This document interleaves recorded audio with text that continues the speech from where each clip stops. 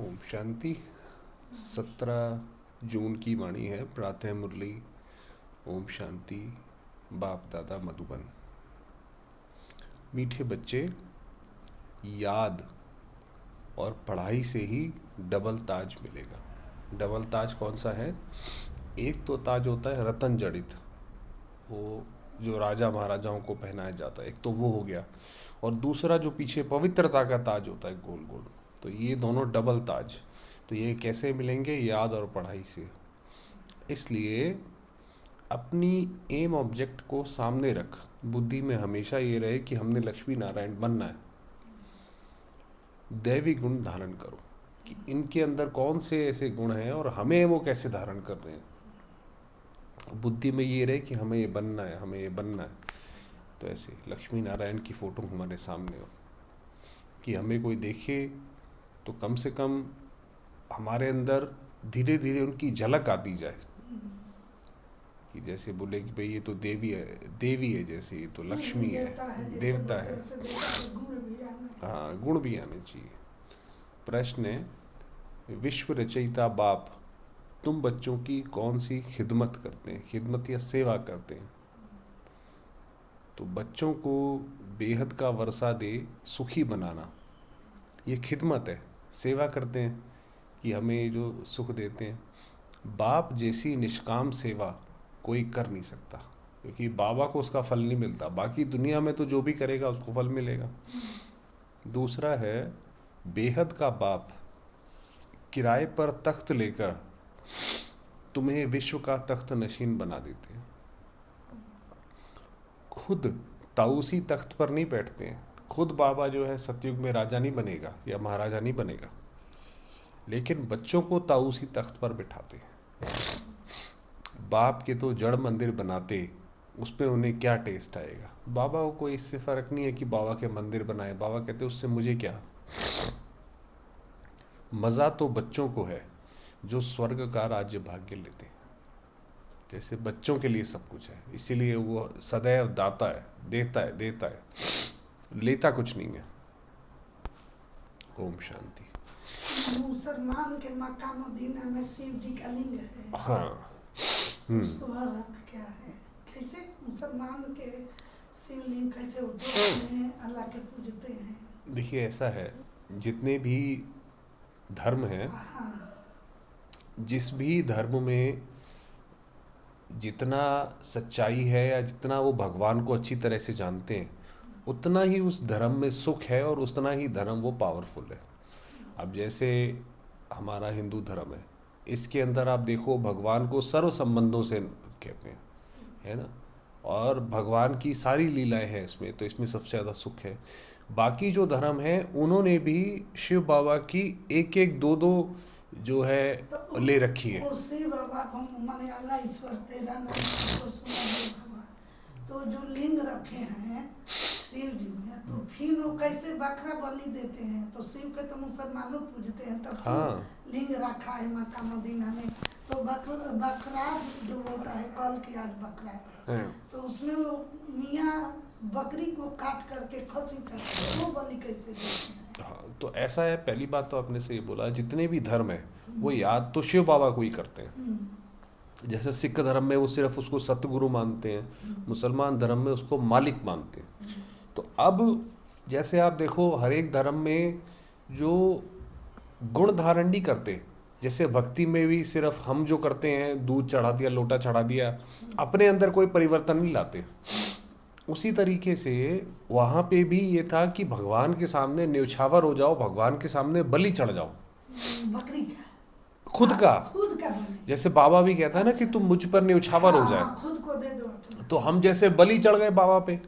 तो अब कोई ऐसे थोड़ी कोई गला काटना है या कुछ करना है। ये तो खुद का अपना आत्मा देना है। ये तो बुद्धि की बात है बुद्धि का। कि बुद्धि से मानो कि ये सब भगवान का दिया है। तो वह वो भी बजाय अपने आप को बलि चढ़ाने के, कि वो जो है जानवर की उन्होंने बलि चढ़ाना शुरू कर दिया। तो करनी थी अपना, करना था कुछ और कर लिया उसका कुछ और। तो हम कर रहे हैं और वही कर रहे हैं। सब में ऐसे ही है, हिंदू धर्म में भी ऐसे ही है। हाँ, माता जी के पहले खसी चढ़ता था, हाँ। अब बंद हो गया है। हम लोग के गांव में साल में माँ भगवती के बकरा चढ़ते थे, लेकिन अब भेड़ बोलता है वो। हाँ अब उसको क्या होता है, अब इस समय चल रहा है पूजा, जेठ के पूर्णिमा के दिन पूजा होता है। अब क्या, तो उसको कान काट करके छोड़ देते। हाँ। तो जैसे जो अब बोलता है कि गलत है, हाँ, क्योंकि ये जो बलि नहीं देना अब जो चाहिए। बलि जो दी जाती है वो बलि इस चीज की देनी है। हाँ, अब जो और देते हो तुम जानवर की और सोचते हैं कि देवी प्रसन्न हो जाएगी, अरे भगवान कैसे प्रसन्न हो सोच जाएगा? उल्टा, सोच उल्टा। तो ऐसे है। चलिए, ओम शांति। मीठे मीठे रूहानी बच्चों को बाप कहते हैं कि अपने को आत्मा समझ बाप को याद करो। ओम शांति का अर्थ तो बच्चों को समझाया है।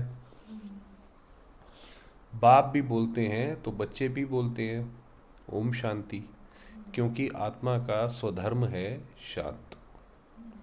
तुम अब जान गए हो कि शांति धाम से यहाँ आते हैं, पहले पहले सुख धाम में। हम सबसे पहले आत्माएं परम धाम में थी, ये शांति धाम में थी।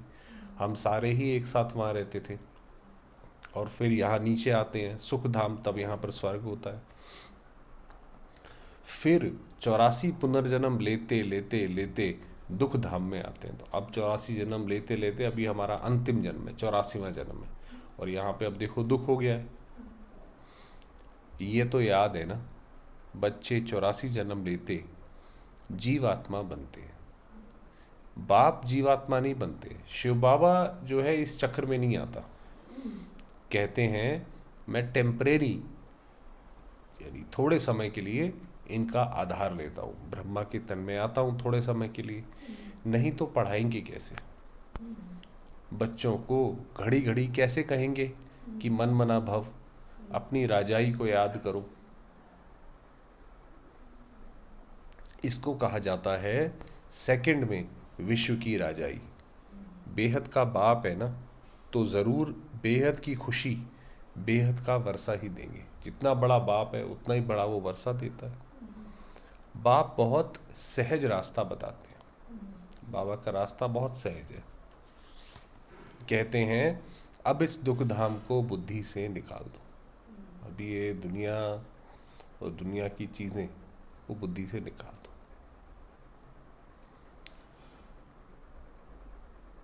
जो नई दुनिया स्वर्ग स्थापन कर रहे हैं उनका मालिक बनने लिए मुझे याद करो। तो वहाँ पे जाना है तो मुझे याद करो, तो तुम्हारे पाप कट जाए, तुम फिर से सतो प्रधान बन जाएंगे। इसको कहा जाता है सहज याद, कि बस एक बाबा की याद में बैठ जाओ। जैसे बच्चे लौकिक बाप को कितना सहज याद करते हैं, जो शरीर का पिता होता है उसको कितना सहज याद करते हैं, वैसे तुम बच्चों को बेहद के बाप को याद करना है। बाप ही दुख से निकाल सुख धाम में ले जाते हैं। वहाँ दुख का नाम निशान नहीं। सतयुग में किसी भी तरीके का दुख नहीं है। बहुत सहज बात कहते हैं, अपने शांति धाम को याद करो, अपने घर को जहाँ से महात्माएं आई हैं और हम वहाँ कैसी थी, बस ये याद करो। जो बाप का घर वह तुम्हारा घर है, हम बाबा के बच्चे हैं, जो बाबा की प्रॉपर्टी है उस पर तो हमारा हक है। तो जो बाबा का घर है वो हमारा घर है। और नई दुनिया को याद करो, वह तुम्हारी राजधानी है, वो हमारा घर है। वो मायका है हमारा शांति धाम, ससुराल है हमारी सतयुग। बाप तुम बच्चों की कितनी निष्काम सेवा करते हैं, निष्काम, इसमें बाबा कोई को स्वार्थ हाँ नहीं। स्वार्थ नहीं है कोई। तुम बच्चों को सुखी कर फिर वानप्रस्थ परम धाम में बैठ जाते हैं। जब बच्चे सुखी हो गए तो वो बाबा जाकर अपना बैठ जाएंगे। अब देखिए, जैसी माँ बाप भी घर में होते हैं, बच्चे को खिलाया पिलाया, फिर कहेंगे जितने जाओ, बच्चा शांति रहेंगे उतने माता पिता खुश रहते है ना। तो अब माता पिता क्या करेंगे, खिलाया पिलाया, बच्चे को नहला धुला दिया, सब हो गया, आप कहेंगे जाओ खेलो। तो फिर माँ सोने चली जाएगी, आराम करने चली जाएगी हैं। सही। अपना आराम से, कि पता है वो आराम से भरा पेट है, बाहर खेल रहा है। तो ऐसे है। तुम बच्चों को सुखी कर फिर वानप्रस्थ परम धाम में बैठ जाते हैं। तुम भी परम धाम के वासी हो। उसको निर्वाण धाम वानप्रस्थ भी कहा जाता है। वानप्रस्थ होता है ना, जब बूढ़े हो जाते हैं तो वानप्रस्थ में चले जाते हैं। बाप आते हैं बच्चों की खिदमत करने। ज्यादा बूढ़े लोग हो जाते हैं तब कैसे जोगा लगाते हैं, बैठने नहीं जाएगा तो क्या? कोई बात नहीं, ना बैठ के नहीं, जैसे मर्जी लगाओ योग। हाँ, नहीं बैठ बैठ पा रहे, लेट जाओ, बिस्तर पे बैठ जाओ, जैसे ज्यादा बूढ़ा हो जाएंगे तो लेट के लिए जैसे मर्जी। हाँ। हाँ, चल करके अब किसी कोई ज्यादा कोई अस्पताल में है अच्छा तो अस्पताल में कैसे करेगा? अतमे से लगाएंगे, अतमे से न ध्यान तो वहाँ पे करना है। बस चाहे आप बेड पे लेटे हो, चाहे कुछ हाँ। भी हो रहा है, बाबा को याद हाँ, करो। याद करो ऐसे ही। तो ये खुद भी बाप से वर्षा लेते हैं, यानी अब ब्रह्मा की बता रहे हैं, ये खुद भी वर्षा लेते हैं। शिव बाबा तो हैं ऊंचते ऊंच भगवान, शिव के मंदिर भी हैं, उनका कोई बाप व टीचर नहीं है, शिव बाबा के ऊपर कोई नहीं है। सारे सृष्टि के आदि मध्य अंत का ज्ञान उनके पास है। कहाँ से आया? क्या कोई वेद शास्त्र आदि पढ़े? शिव बाबा के पास कहाँ से आया? नहीं, बाप तो है ज्ञान का सागर, सुख शांति का सागर, वो है ही है सागर। बाप की महिमा और दैवी गुणों वाले मनुष्य की महिमा में फर्क है। जो जैसे आप देखो कोई अच्छा व्यक्ति होता है ना, कहते हैं तो देवता समान है। तो उसी तरीके से जब मनुष्यों में गुण आ जाते हैं तो वो देवता कहलाते हैं। तो देवताओं की महिमा अलग है, श्री कृष्ण, लक्ष्मी नारायण, श्री राम, इनकी अलग है। और शिव बाबा जो बनाने वाला स्वयं परमात्मा है, उसकी अलग है। तुम दैवी गुण धारण कर ये देवता बनते हो। पहले आसुरी गुण थे, असुर से देवता बनाना ये बाप का ही काम है। एम ऑब्जेक्ट भी तुम्हारे सामने है, जरूर ऐसे श्रेष्ठ कर्म किए होंगे। कर्म, अकर्म, विकर्म की गति अथवा हर बात समझाने में 1 सेकंड लगता है। अब बाबा ने हमें पूरा जो है ये बता दिया कि इस कलयुग में जो भी कोई कार्य करता है वो सारे विकर्म है। चाहे अगर आप किसी को खाना भी खिलाया तो वो जो खाना खा लेगा व्यक्ति, वो तो बाद में चोरी चकारी गलत काम ही करेगा ना, तो वो भी पाप ही बना। तो इसलिए इस दुनिया में जो भी कोई कार्य करेगा वो सारा विकर्म है, वो है, उसका नाम है कलयुग। जो उसको मत खिलाओ। हाँ, और अब कोई भिक्षुक भिखार द्वार पर खाना मांगेंगे तो उसको नहीं खिलाओ। हाँ हाँ, और अभी हम जो लोग के परंपरा में है कि पाप लगेगा उसको खिला के। हाँ हाँ हाँ, अभी जो हम कार्य करते हैं, जो हम बाबा को याद करते हैं या बाबा का ज्ञान किसी को देते हैं, वो है पुण्य, क्योंकि उससे आपने किसी आत्मा को भगवान से मिलवा दिया, तो वो है पुण्य।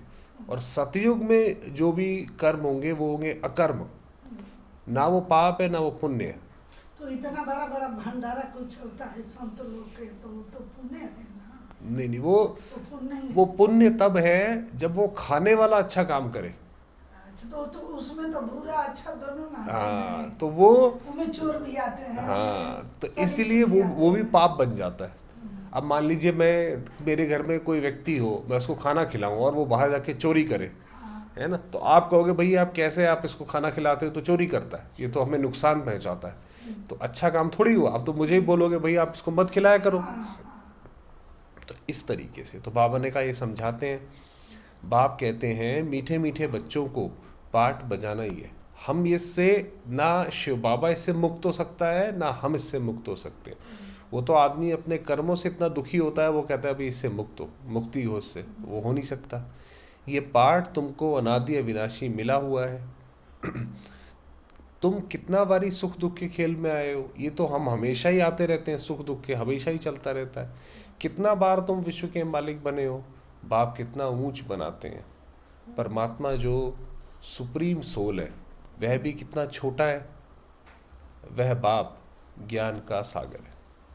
तो आत्माओं को भी आप समान बनाते हैं। तुम प्रेम के सागर, सुख के सागर बनते हो। देवताओं का आपस में कितना प्रेम है, वहाँ पे कोई ऐसे नहीं कि कोई किसी ने किसी की बीवी उठा ली या ये हुआ वो हुआ, किसी ने कुदृष्टि रखी। में तो ज्यादा होता है। सतयुग में खराब दृष्टि से बहन तो बहन है। फिर भी एक कलयुग में अपना भी बहन कोई नहीं समझता।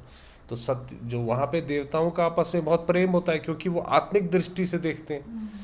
तो देवताओं का आपस में कितना प्रेम है, कभी झगड़ा नहीं होता, ऐसे नहीं देवता आपस में झगड़ रहे। तो बाप आकर तुम्हें आप समान बनाते हैं, और कोई ऐसा बना ना सके खेल स्थूल वतन में होता है, यहाँ पर ही खेल सारा होता है। पहले आदि सनातन देवी देवता धर्म, फिर इस्लामी बौद्धि आदि नंबरवार इस मांडवे में व नाटकशाला में आते हैं। सबसे पहले आते हैं, आप देखो पहले की जो बहुत पहले की जो पिक्चरें स्टार्ट होती थी तो वो ऐसे होती थी कि पहले उसमें हीरो आएगा, फिर हीरोइन आएगी, फिर कोई कॉमेडियन आएगा, फिर छोटे छोटे कलाकार आएंगे, फिर विलन आएगा, ऐसे ऐसे करके होता था, है ना।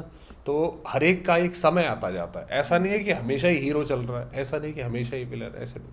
तो उसी तरीके से सबसे पहले ऊपर से हम देवी देवता आते हैं, फिर उसके बाद उस धर्म के बाद बाकी धर्म आते हैं, है ना। इस्लाम भी आएगा, बौद्ध भी आएगा, सारे आएंगे, सारे आते जाएंगे। तो ये नाटकशाला इसमें चलते रहते हैं। 84 जन्म तुम लेते हो, गायन भी है आत्माएं परमात्माएं अलग रहे बहुकाल। तो बाप कहते हैं मीठे मीठे बच्चों, पहले पहले विश्व में पाठ बजाने तुम आए हो, मैं तो थोड़े समय के लिए इनमें प्रवेश करता हूँ। ये तो पुरानी जुत्ती है, वाला पुरानी खाल है, तो ये पुराना शरीर है। पुरुष की एक स्त्री मर जाती है तो कहते हैं पुरानी जुत्ती गई, अब फिर नई लेते हैं। तो ये भी पुराना तन है ना, 84 जन्मों का चक्र लगाया है। तत्वम, तुमने भी लगाए, जैसे ब्रह्मा ने 84 लगाए, हमने भी लगाए तत्वम। तो मैं आकर इस रथ का आधार लेता हूँ।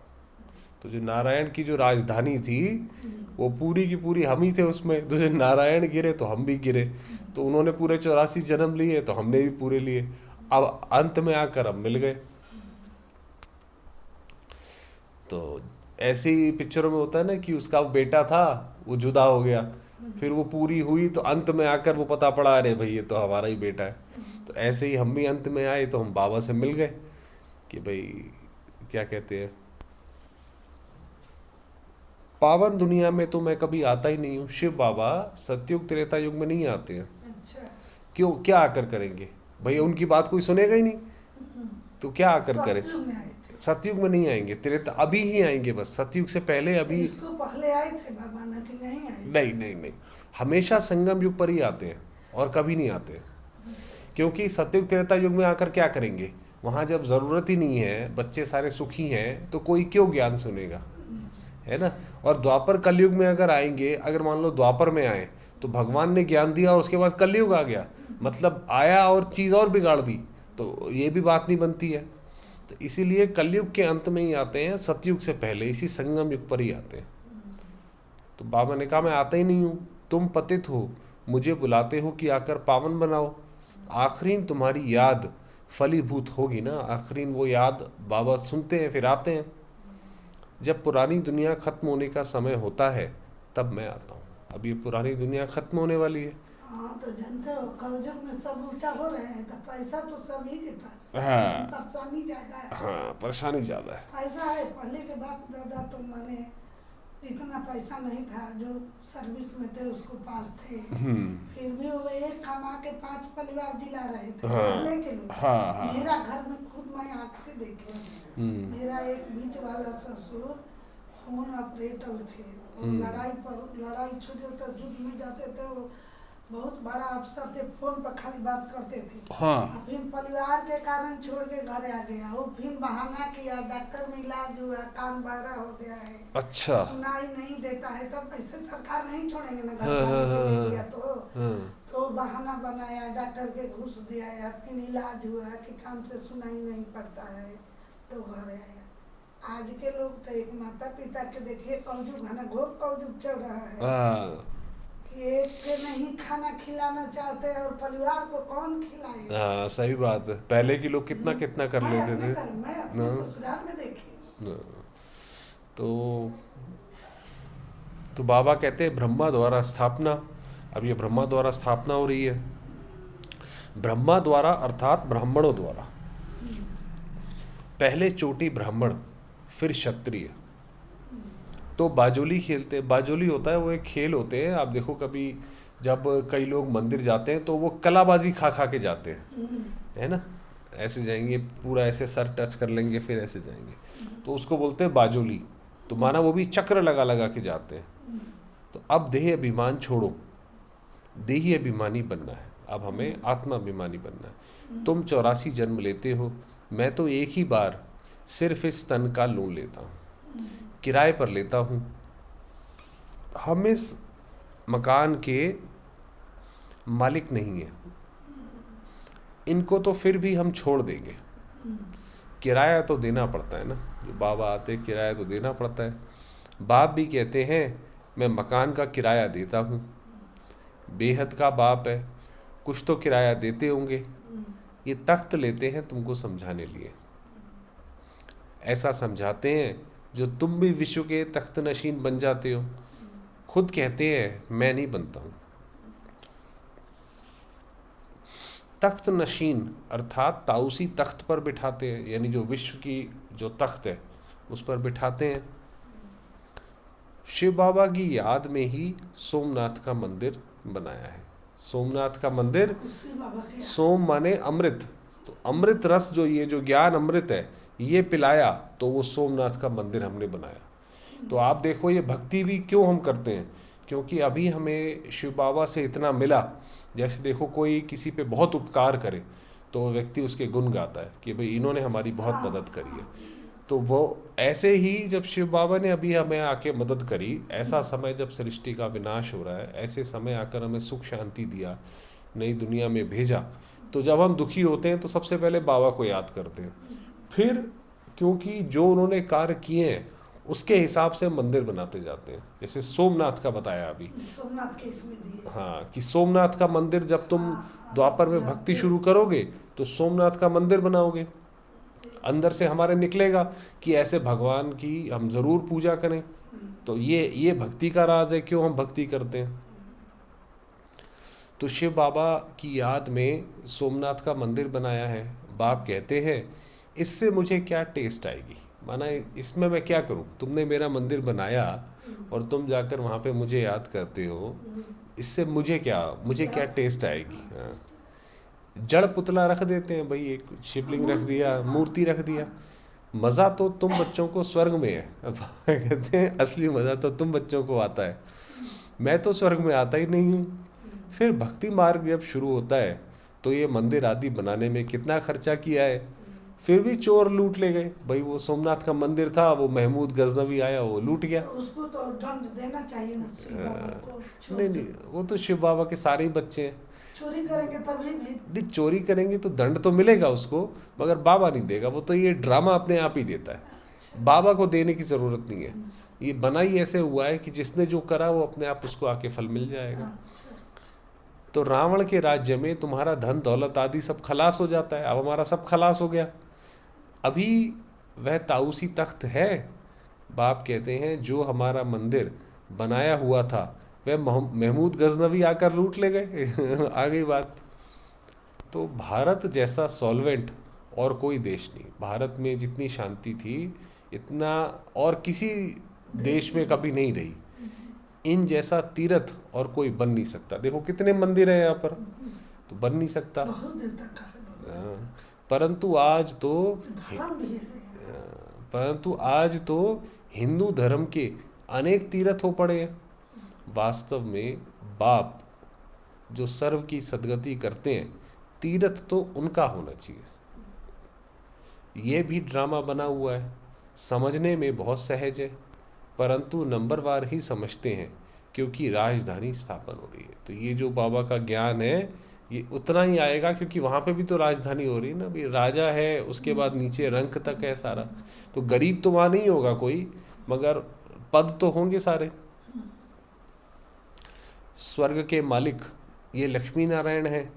ये हैं उत्तम से उत्तम पुरुष जिनको फिर देवता कहा जाता है। लक्ष्मी नारायण को दैवी गुण वाले को देवता कहा जाता है। ये ऊंच देवता धर्म वाले प्रवृत्ति मार्ग के थे। प्रवृत्ति मार्ग माना घर परिवार में रहते थे। इस समय तुम्हारा ही प्रवृत्ति मार्ग रहता है, उस समय तुम्हारा ही प्रवृत्ति मार्ग रहता है। मतलब साधु सन्यासी नहीं होंगे सतयुग में, क्योंकि और जो बाबा जो सिखाते हैं वो सन्यास धर्म नहीं सिखाते कि सब कुछ छोड़ो आ जाओ, ऐसे नहीं सिखाते। तो वहाँ प्रवृत्ति मार्ग रहता है, यानी परिवार रहता है। बाप ने तुमको डबल ताजधारी बनाया, रावण ने फिर दोनों ही ताज उतार दिए। अब तो ना राजाई है और ना पवित्रता है। अब तो नो ताज, ना पवित्रता का ताज, ना धन का ताज। दोनों रावण ने उतार दिए हैं, फिर बाप आकर तुमको दोनों ताज देते हैं। इस याद और पढ़ाई से इसलिए गाते हैं, ओ गॉड फादर हमारा गाइड बनो, लिबरेट भी करो हमारा, कहते हैं ओ गॉड गाइड मी, वो दूसरे दूसरे धर्म कहते हैं इंग्लिश में कि भाई एक तो हमें दिखाओ, रास्ता दिखाओ कि हम कैसे इस दुख की दुनिया से पार हो, हम फंस गए यहाँ पे आकर। तो अब तुम्हारा नाम भी पंडा रखा हुआ है, हमारा भी नाम, हम भी गाइड है, जैसे बाबा गाइड है तो हम भी गाइड है, क्योंकि हम भी तो रास्ता बताते हैं ना, भाई बाबा को कैसे याद करो। पांडव कौरव यादव क्या करत भय, कहते हैं बाबा हमको दुख के राज्य से छुड़ाकर साथ ले जाओ। बाप ही सचखंड की स्थापना करते हैं, जिसको स्वर्ग कहा जाता है। फिर रावण झूठ खंड बनाते हैं। अब देखो इस वक्त झूठ खंड है, जो मर्जी जैसे मर्जी सारे लोग बोलते रहते हैं, सब झूठ बोलते हैं। वह कहते श्री कृष्ण भगवान उवाच, जो गीता के लिए कहते हैं कि भाई श्री कृष्ण ने सुनाई। बाप कहते हैं शिव भगवान उवाच। भारतवासियों ने नाम बदल लिया तो सारी दुनिया ने बदल लिया। श्री कृष्ण तो देहधारी है, विदेही तो एक शिव बाबा है। जो ये बात बहुत बड़ी बात है कि कोई भी शरीरधारी व्यक्ति भगवान नहीं हो सकता, क्योंकि शरीर का जिससे जन्म लिया माँ बाप से लिया, तो उससे बड़े तो माँ बाप हो गए। जैसे तो अभी बाप द्वारा तुम बच्चों को माइट मिलती है, माइट माना ताकत मिलती है, सारे विश्व के तुम मालिक बनते हो, सारा आसमान धरती तुमको मिल जाती है, कोई को ताकत नहीं जो तुमसे छीन सके। भारत तो बहुत शक्तिशाली देश था, सतयुग त्रेता युग में तो कोई और है ही नहीं जो भारत को छीन सके। और जब द्वापर भी आता है तब भी लोगों ने बहुत बहुत आक्रमण करे हैं। वो तो फिर जब भारत के ही लोग आपस में फूट पड़ी, अब जो महमूद गजनवी था उसने बहुत बार आक्रमण किया और हर बार उसने हार खाई। फिर हमारा ही कोई व्यक्ति जाके मिल गया, उसने बोला भाई यहाँ से आक्रमण नहीं करो, यहाँ से करो, तो ऐसे करके भारत हारा है। तो भारत इसलिए नहीं हारा कि दूसरे लोग शक्तिशाली थे, वो तो हमारे अंदर ही जब विकार आए तो उसकी वजह से हारा है। तो बाबा कह रहे किसी की ताकत नहीं जो तुमसे कोई छीन सके।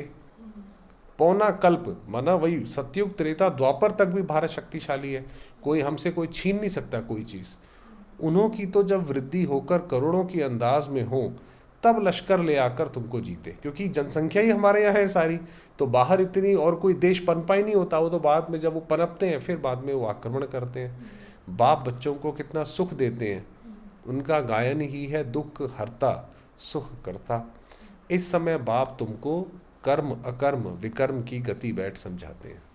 रावण राज्य में कर्म विकर्म बन जाते हैं, वही बताया कि रावण राज्य में कर्म, क्योंकि कोई भी कर्म व्यक्ति करता है तो वो बुद्धि में विकार के वश होकर करता है कि इससे कुछ मिलेगा मुझे, तो वो विकर्म हो गया।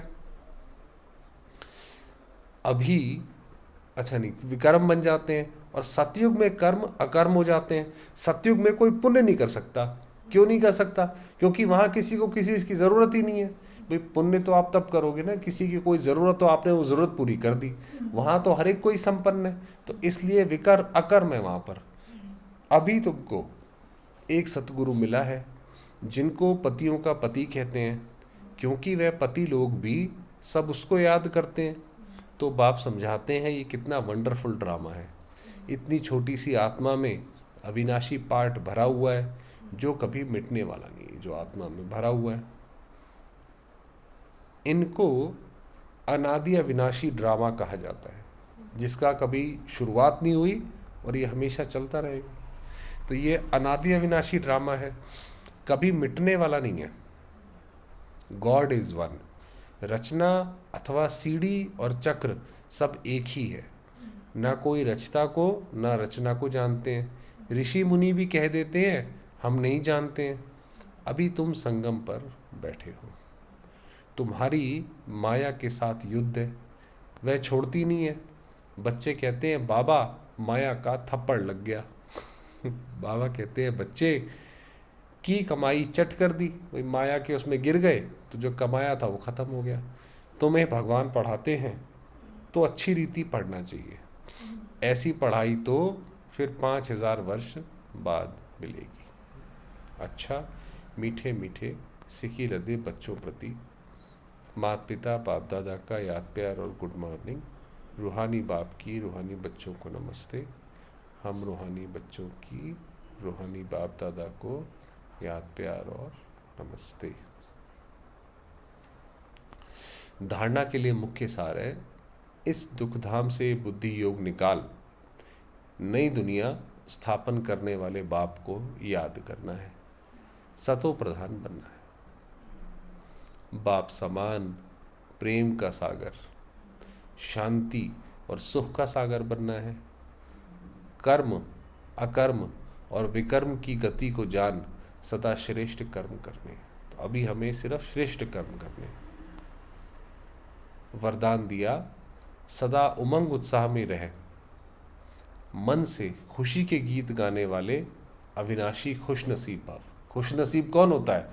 जो सदैव खुश रहता है, हाँ, सदा खुश रहो। वो खुशनसीब है। तो बाबा ने कहा कि आपके मन में हमेशा गीत गाते रहो। कौन? अब उसकी अब व्याख्या आगे खुशी बताई। का गीत, खुशी के गीत, हाँ, कि हमें बाबा मिला है ना, ये सारे। तो आप तो खुशी तो बाबा ने, देखिए बाबा क्या कह रहे हैं कि आप खुशनसीब बच्चे अविनाशी विधि से अविनाशी सिद्धियां प्राप्त करते हो। आपके मन से सदा वाह वाह की खुशी के गीत बजते रहते हैं। तो हमारे मन में हर चीज़ वाह वाह होनी चाहिए। कैसे?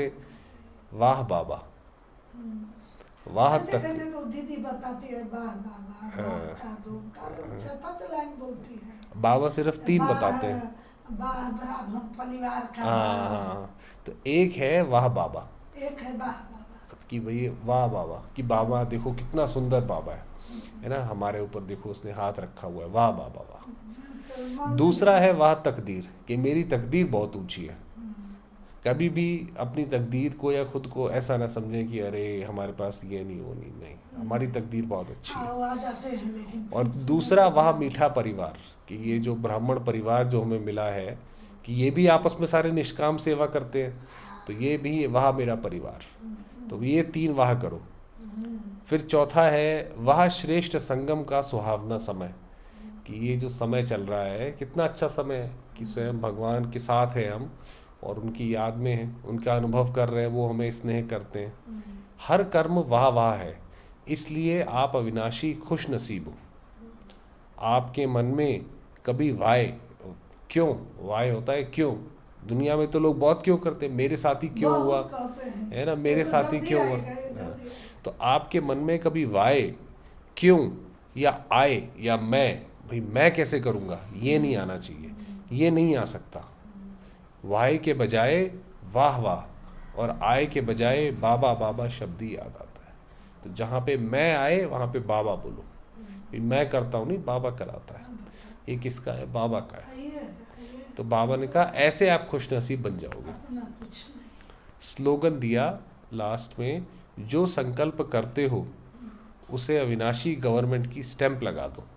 जो संकल्प हमने किया भाई वो हमने बाबा को बताया और वो उस पर स्टैंप लग गई बाबा की, तो अटल रहेंगे, तो उस संकल्प से हिलेंगे नहीं। कि अगर हमने बाबा को बता दिया तो लाज तो रखेंगे ना अपनी बाबा के सामने। तो इसलिए ऐसे है।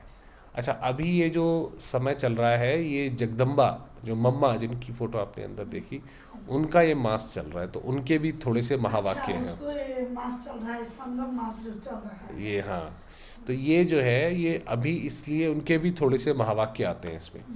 तो मातेश्वरी जी के मधुर महावाक्य, जीवन की आश पूर्ण होने का सुहावना समय। तो उन्होंने तो और पहले शरीर छोड़ा था, बाबा से भी पहले। तो उनके वो क्या बोलते हैं, हम सभी आत्माओं की बहुत समय से ये आश थी कि जीवन में सदा सुख शांति मिले। अब बहुत जन्म की आशा कब तो जो पूर्ण मामा होगी। बोलती है, इससे भी पहले वो अपन प्राण छोड़ी थी। हाँ, उन्होंने तो वो कह रही हैं कि देखो हमारी आश थी कि जीवन में सुख शांति मिले। अब ये हमारा अंतिम जन्म, उस अंत के जन्म के भी अंत का अंत है। ऐसा कोई नहीं समझे कि मैं अभी छोटा हूँ, छोटे बड़े को सुख तो चाहिए ना, परंतु दुख किस चीज़ से मिलता है उसका भी पहले ज्ञान चाहिए। अब तुमको नॉलेज मिली है कि इन 5 विकारों में फंसने के कारण ये जो कर्म बंधन बना हुआ है, उनको परमात्मा की याद अग्नि से भस्म करना है। ये है कर्म बंधन से छूटने का सहज उपाय। इस सर्वशक्तिवान बाबा को चलते फिरते श्वासोश्वास याद करो। अब ये उपाय बताने की सहायता खुद परमात्मा आकर करता है, परंतु इसमें पुरुषार्थ तो हर एक आत्मा को करना है। परमात्मा तो बाप, टीचर, गुरु रूप में आए हमें वर्षा देते हैं, तो पहले उस बाप का हो जाना है। तो पहले तो उस बाप के हो गए, फिर टीचर से पढ़ना है, जिस पढ़ाई से भविष्य जन्म जन्मांतर सुख की प्रारब्ध बनेगी, अर्थात जीवन मुक्ति पद में पुरुषार्थ अनुसार मर्तबा मिलता है। और गुरु रूप में पवित्र बनाए मुक्ति देता है। मुक्ति का अर्थ है इस दुनिया से मुक्त हो जाएंगे। तो इस राज को समझ ऐसा पुरुषार्थ करना है। यही टाइम है पुराना खाता खत्म कर नई जीवन बनाने का। इस समय जितना पुरुषार्थ कर अपनी आत्मा को पवित्र बनाएंगे, उतना ही शुद्ध रिकॉर्ड भरेंगे। फिर सारा कल्प चलेगा, तो सारे कल्प का मदार कि पूरे जो हम कौन कौन से कैसे जन्म लेंगे, इस समय की कमाई पर है। अभी क्या हमने कैसे करा वो पूरा हमारा उस हिसाब से चलेगा। देखो, इस समय ही तुम्हें आदि मध्य अंत का ज्ञान मिलता है। हमको सो देवता बनना है और अपनी चढ़ती कला है। फिर वहाँ जाके प्रारब्ध भोगेंगे। वहाँ देवताओं को बाद का पता नहीं पड़ता कि हम गिरेंगे। देवताओं को ये पता नहीं है, ये ज्ञान नहीं है कि हमें ये गिरना है। क्योंकि अगर उन्हें पता रहे कि अब ये कलयुग आएगा, ये आएगा, या पीछे इतना विनाश विध्वंस हुआ है, तो उनका तो सुख चला जाए। भाई आप किसी को बोलोगे भाई ये तुम तो अब गिर जाओगे, तो उनका तो सुख चला जाए। तो इसलिए उनको ये बात नहीं पता है, देवताओं को। तो वो बात कह रहे हैं। तो फिर चलिए, तो वापस आते हैं। तो वहाँ ये पता नहीं होता है कि हम गिरेंगे। अगर ये पता होता कि सुख भोगना है और फिर गिरना है, तो गिरने की चिंता में सुख भी भोग नहीं सकेंगे। तो नहीं टेंशन हो जाएगा। तो ये ईश्वरीय कायदा रचा हुआ है, ईश्वरीय नियम है कि मनुष्य सदा चढ़ने का पुरुषार्थ करता है, अर्थात सुख के लिए कमाई करता है। परंतु ड्रामा में आधा आधा पार्ट बना पड़ा है। जिस राज को हम जानते हैं, परंतु जिस समय सुख की बारी है तो पुरुषार्थ का सुख लेना है, उस समय सुख लेना है। यह है पुरुषार्थ की खूबी। एक्टर का काम है एक्ट करते समय संपूर्ण खूबी से पार्ट बजाना, जो देखने वाले वाह वाह करें। इसलिए हीरो हीरोइन का पार्ट देवी देवताओं को मिला है। तो जिन्हों का यादगार चित्र गाया और पूजा जाता है, निर्विकारी प्रवृत्ति में रहे कमल फूल अवस्था बनानी है। यही देवताओं की खूबी है कि वो कैसे रहते, तो पूरे प्रवृत्ति में, मगर कमल के समान, कीचड़ से परे, कीचड़ में नहीं रहते, तो वैसे रहते हैं। इस खूबी को भूलने से भारत की ऐसी दुर्दशा हुई है। अब फिर से ऐसी जीवन बनाने वाला खुद परमात्मा आया हुआ है। अब उनका हाथ पकड़ने से जीवन नैया पार होगी। अच्छा, ओम शांति।